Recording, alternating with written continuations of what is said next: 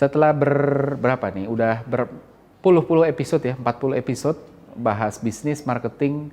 Ada satu topik bisnis yang belum pernah saya bahas gitu ya. Kebetulan ada yang request, terus habis itu, oh ini menarik juga. Topiknya adalah B2B gitu ya. Karena banyak yang berpikir bahwa ilmunya B2B itu beda sama B2C. Nah, hari ini kita mau bahas. Halo, saya Ignatius Untung, selamat datang di Marketing.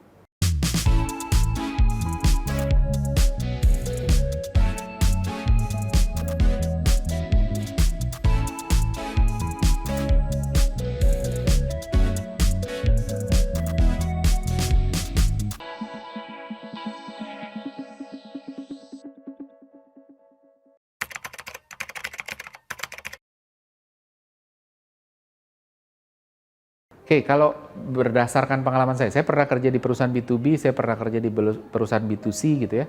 Berdasarkan pengalaman saya, dua-duanya sebenarnya esensinya sama gitu ya. Bisnis itu tentang manusia, mau B2B, mau B2C, customer-nya manusia.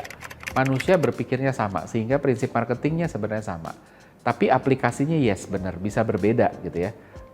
Walaupun esensinya sama. Jadi kalau esensinya kita dipegang, sebenarnya turunannya kita bisa bisa tweak, bisa cari sendiri, bisa formulasi sendiri dengan lancar. Nah, dari sisi kemampuan orangnya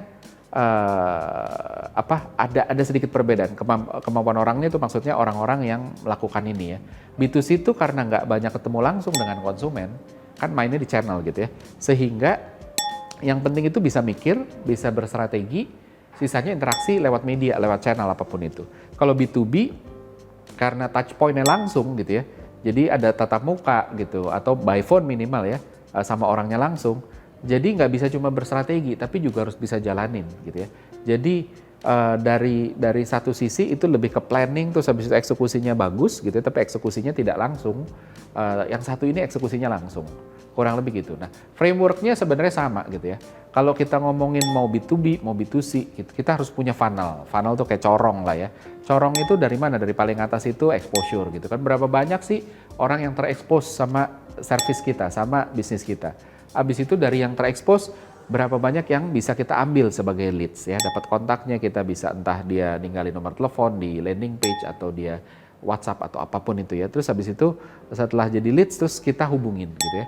Habis itu kita ketemu, terus habis itu purchase, habis itu retain. Balik lagi gitu kan, repeat gitu ya. Nah, jebakannya adalah dari funnel yang seperti ini, biasanya orang mau ngegedein bawahnya, wah kita mau gedein nih Pak outputnya gitu. Gimana caranya purchase-nya naik?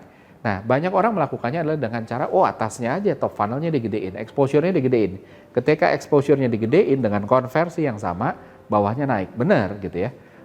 Masalahnya adalah budgetnya secara cost per head-nya akan kurang lebih sama gitu ya. Jadi tidak lebih efisien. Jadi artinya kalau kita mau kalau kita mau dapat omset lebih gede, akhirnya kita harus tambah uang lebih banyak, harus tambah manpower lebih banyak gitu ya. Dan semuanya pure mathematics gitu loh. Padahal bisa diimprove productivity-nya. Maksudnya gimana? Productivity itu conversion di antara funnel. Dari exposure ke leads, kalau tadinya exposure-nya 1000, leads-nya 100 gitu, berarti kan 10% ya. Bisa aja dinaikin, conversion-nya dinaikin. Jadi misalnya dari 10% jadi 15%. Jadi dari 100 jadi 15. Ketimbang naikin exposure-nya yang jadi dari 1000 ke 1500, terus dengan conversion yang sama 10% jadi dapatnya 150, mendingan conversionnya yang dinaikin tanpa naikin exposure gitu ya. Nah, ngejarnya pun jadi relatif lebih mudah karena bukan cuma top funnel yang diurusin, tapi conversion setiap funnelnya diperbaiki. Jadi bebannya nggak ditumpuk di atas doang, dan ketika di scale up, ROI-nya turun kalau kita cuma gedein di atasnya, karena ada diminishing return juga. Nah, naikin satu-satunya gimana? Caranya macam-macam, saya nggak bahas detail action-nya gitu, tapi high level konsepnya, karena buat saya, kalau tahu actionnya satu-satu, nanti semua jadi strateginya sama gitu. Jadi yang lebih penting kita ngerti itu high level konsepnya. Yang pertama kalau kita ngomongin soal exposure ya, gimana kita bisa jaga exposure? Sebisa mungkin selalu ada gitu ya. Orang selalu bisa ngelihat brand kita dan lain sebagainya. Minimal sekedar, ini brandnya familiar gitu ya. Karena orang punya tendensi untuk milih sesuatu yang lebih familiar. Ini yang disebut mere exposure effect gitu ya. Kalau jelek, ya kok nongol terus, orang mikirnya gitu. Kalau ada apa-apa harusnya lebih bisa diminta pertanggungjawaban nih kalau dia familiar gitu kan. Toh kalau ada yang familiar lalu kita milih yang nggak familiar, Kalau salah kan juga malu gitu ya. Udah ada pilihan yang jelas malah milih yang nggak jelas gitu ya. Simply kasih pressure untuk kita nggak di skip sama si calon customer ini tadi gitu, karena kita sering selalu keluar gitu, dan mere exposure effect ini bantu untuk ningkatin konversi setiap funnel. Dari exposure ke leads kita milih gitu kan, oh mana nih yang lebih dikenal, abis itu makanya kita mau ninggalin kontak. Dari di kontak terus di call gitu ya, kita akan lebih memproses lanjut yang wah ini kayaknya saya familiar, jadi kalau di drop kayaknya sayang, sampai ke meet terus ke purchase itu juga sama gitu ya. Jadi kecenderungan orang untuk menggunakan yang available, yang available sebagai referensi utama itu juga penting.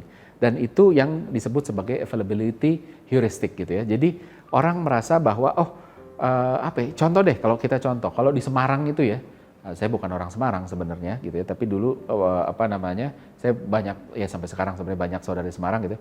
Di Semarang itu kalau naik motor kan dibilangnya numpak Honda gitu ya. Padahal Honda itu, motor itu bukan cuma Honda gitu ya.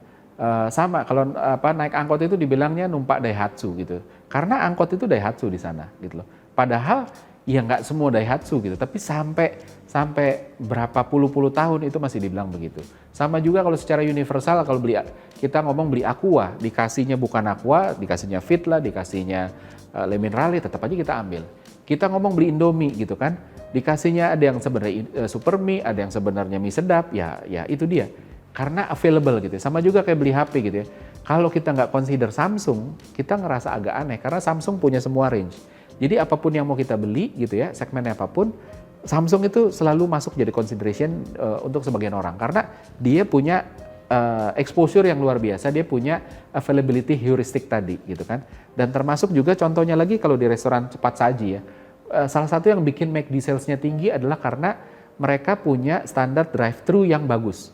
Di semua outlet McD atau di sebagian besar outlet McD itu selalu ada drive-thru dan standarnya bagus gitu ya. Sehingga orang kalau mau cepet ya udahlah McD aja ya. Sesuatu yang bikin McD kompetitif against pemain yang lebih yang sebenarnya dulu lebih tenar gitu ya, dan lebih dikenal dengan kualitas ayamnya, which KFC gitu ya. Nah jadi itu tadi. Nah caranya dapetin exposure gimana? Pertama bisa bikin konten, bisa jadi pembicara di mana-mana, bikin white paper dan lain sebagainya. Gitu. Nah, yang kedua adalah ngomongin soal sosial. Kita harus bangun sebagai pemilik bisnis B2B, kita harus create social proof gitu ya. Kita hidup juga dipengaruhi oleh sosial. Milih restoran yang rame tanpa kita tahu mana yang enak. Pokoknya udah deh pilih yang rame gitu ya. Lihat barang di e-commerce, kita lihat review gitu ya. Salah satu pesan marketing atau strategi marketing yang paling didengar itu adalah referral gitu ya. Kalau pesan marketing lewat iklan itu nggak se-powerful didengarnya sama konsumen dibanding pesan marketingnya disampaikan sama orang saudara. Lu pakai produk ini aja, gue pakai ini oke tuh. Jadi referral itu luar biasa.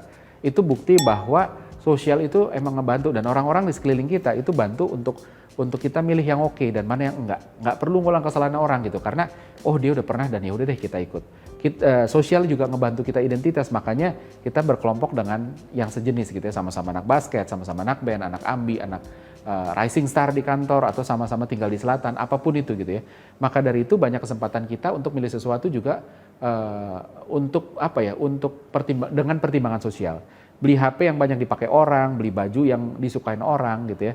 Makanya kalau mau beli baju, apalagi perempuan yang nanya, bagus apa enggak gitu kan, sama entah pasangannya, entah keluarganya gitu ya. Padahal yang pakai dia gitu kan, dan apapun yang dia pakai, bagus apa enggak itu kan dia nggak akan lihat gitu. Berapa sering sih dia lihat dalam 24 jam pakai baju itu gitu kan. Berapa sering dia di depan kaca gitu. Tapi buat dia penting saya untuk disukain orang. Jadi faktor sosial itu penting banget, dan kita bayar mahal untuk hal-hal yang secara logis sama tapi beda statusnya gitu ya. Mobil mewah, CC tenaganya sama, fiturnya kurang lebih ya mirip-mirip, kalaupun ada lebih juga ya nggak begitu dipakai gitu. Tapi kita mau bayar mahal.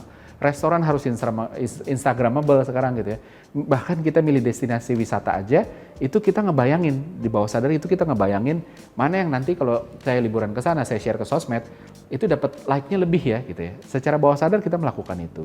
Gitu. Jadi ketika kita masuk B2B juga sama, perusahaan mana yang direkomendasi banyak orang, perusahaan mana yang paling banyak dipilih perusahaan besar gitu ya. Makanya B2B company selalu nulis, nyantumin list kliennya, dan yang ditulis itu perusahaan-perusahaan gede-gede aja gitu ya. Buat orang ketika lagi milih, siapa yang udah pakai itu menentukan banget gitu ya. Bantu untuk milih, oh perusahaan ini pernah dipakai sama itu dan sebagainya. Dan ini jadi entry barrier untuk pendatang baru, karena social proof perlu waktu untuk dibangun. Kalau perusahaan baru muncul gitu ya, dia belum punya klien, ya udah itu jadi entry barrier dia untuk masuk gitu ya. Orang mau milih, aduh tapi dia belum pernah dipakai kan gitu ya. Makanya dalam situasi seperti itu yang dijual adalah key personnya. Key personnya ini orang yang berpengalaman di bla bla bla bla. Walaupun perusahaannya masih baru, tapi orangnya bukan orang baru, orangnya udah pengalaman dan sebagainya. Jadi social proof ini bantu juga untuk improve conversion dari exposure ke leads, dari leads ke kontak, dari kontak ke meet, dari meet ke purchase gitu ya. Bahkan dari purchase ke retain. Karena buat kita, masa iya mau ninggalin perusahaan atau service yang banyak dipakai orang gitu. Jangan-jangan cuma gue doang kali ya nggak happy ya. Ini kalau ketika nggak happy ya. Nah, itu penting banget. Nah, selanjutnya adalah kita juga di B2B itu penting untuk ngebangun perceived quality atau perceived leadership gitu ya. Perception is reality gitu ya. Bangun persepsi penting banget karena persepsi itu adalah realitas di benak konsumen, dan realitas yang penting untuk konsumen adalah realitas yang di kepalanya, bukan yang di luar kepalanya. Jadi bodoh amat di luar gitu ya. Bukan berarti itu habis itu kita harus pencitraan ya, tapi balik lagi ingat katanya Elon Musk, brand is just a perception and perception will match reality gitu ya. So pada akhirnya bakal dikonfrontir persepsi itu dengan realitasnya. Dan ketika dikonfront, kalau nggak sejalan maka realitasnya yang lebih dipegang. Gitu. Nah, banyak perusahaan terjebak di sini. Nggak peduli apa kata orang, yang penting realitas di lapangan aja gimana gitu kan. Masalahnya kalau realitas di dalam kepalanya nggak oke, ya nggak oke aja. Mereka nggak akan mau kasih kesempatan untuk coba. Contoh misalnya, ada kantor misalnya casual banget di tengah market yang ekspektasinya adalah formal gitu ya. Misalnya konsultan konsultan finance gitu. Kalau orang-orang finance itu kan rapi bajunya gitu ya. Terus habis itu, nah ini orang salesnya aja pakai kaos sama kayak saya gini ya, pakai jeans gitu ya, sepatunya ketemu klien sepatu sendal gitu ya. Mereka mikir kita oke kok, jadi nggak terlalu peduli penampilan lah, cuek aja lah gitu ya. Sementara marketnya punya ekspektasi yang berbeda gitu, dan akhirnya ya susah gitu, ekspektasi market seperti apa, kita bodo amat, nggak mikirin perceived quality, nggak nunjukin leadershipnya, akhirnya ya udah dilewatin gitu ya. Dan anyway, perceived quality ini bukan soal penampilan ya, tapi apapun gitu ya. Nah, ketika orang udah punya good perceived quality di benak mereka gitu ya, apapun juga diturutin. Ada namanya placebo effect gitu ya. Kalau orang sakit psikosomatis, saya datang ke dokter, aduh saya sakit ya, begitu ke dokter dikasih dokter infus kosong gitu ya, sebenarnya cuma cairan aja biasa, bukan ada apa-apa. Terus ngerasa wah saya sembuh nih gitu ya, padahal nggak ada. Itu namanya placebo. Ini juga sama gitu. Jadi ketika kita udah percaya sama satu brand, termasuk brand B2B gitu ya, wah kalau yang handle dia mah udah deh aman deh gitu ya. Dan itu meng-create halo effect gitu ya, mensugesti bahwa ini yang udah paling bagus gitu ya, dan bahkan lebih dari itu, apapun yang dia kerjain bagus.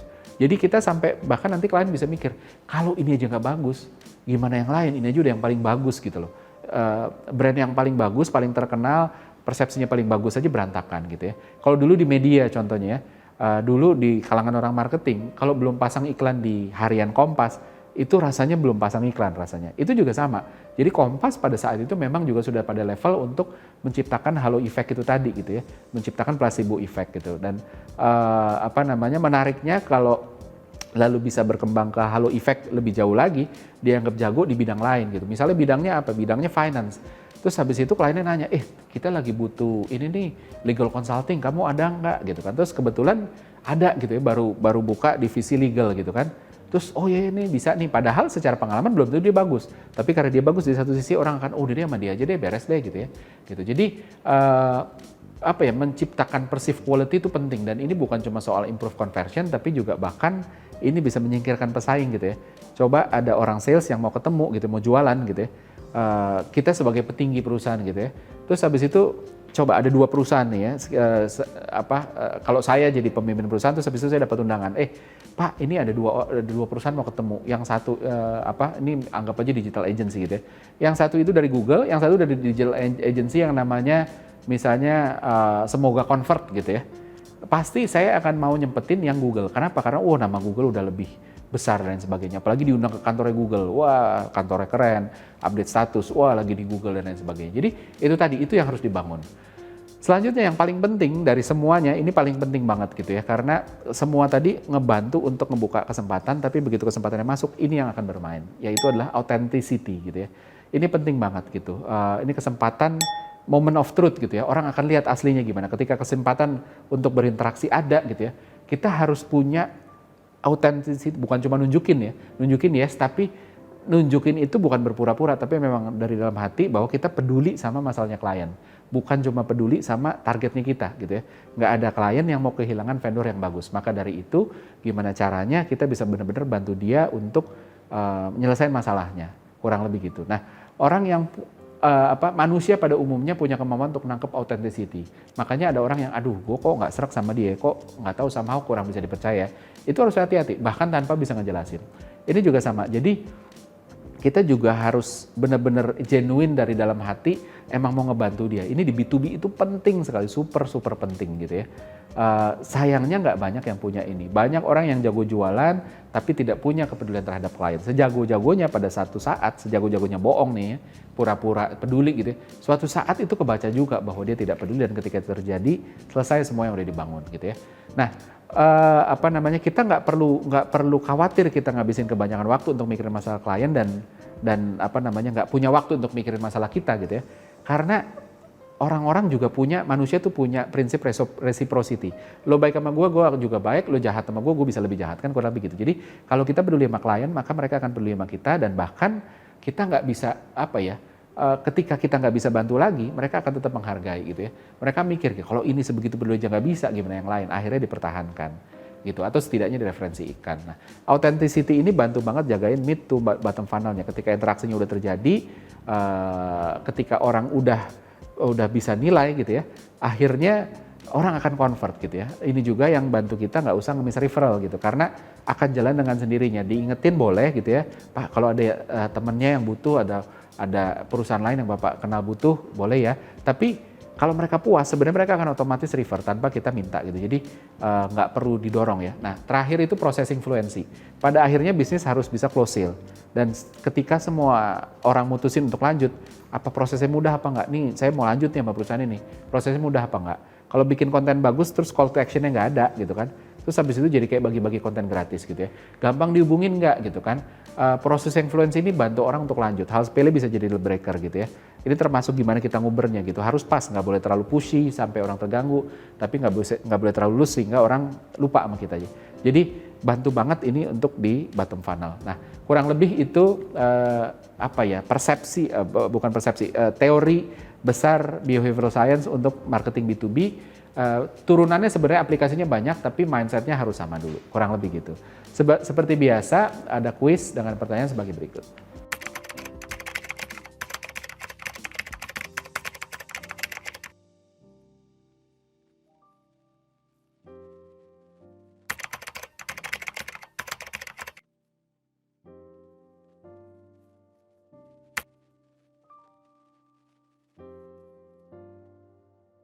Pemenang untuk kuis kali ini bisa dilihat di marketing episode selanjutnya. Maka dari itu selalu ikuti marketing di Marketeers TV. Saya Ignatius Untung, pamit undur diri.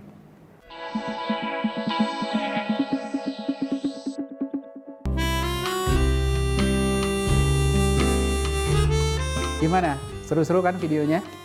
Kalau suka, jangan lupa komen dan like ya. Masih banyak juga nih video-video yang keren-keren lainnya, gitu kan? Dan jangan lupa subscribe juga Marketeers TV di sini nih.